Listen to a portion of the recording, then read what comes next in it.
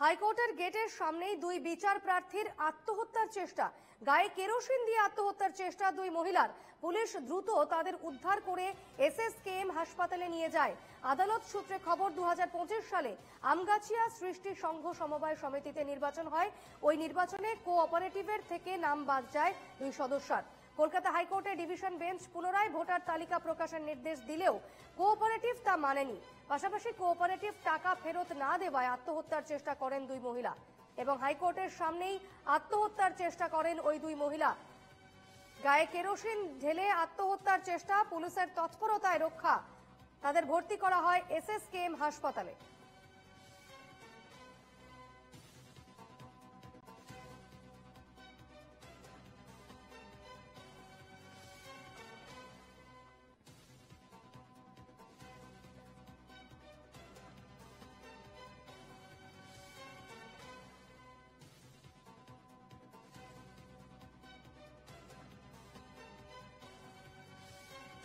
কলকাতা হাইকোর্টের সামনে আত্মহত্যার চেষ্টা দুই মহিলার। গায়ে কেরোসিন ঢেলে আত্মহত্যার চেষ্টা, তবে পুলিশের তৎপরতায় রক্ষা। তাদের ভর্তি করা হয়েছে এসএসকেএম হাসপাতালে।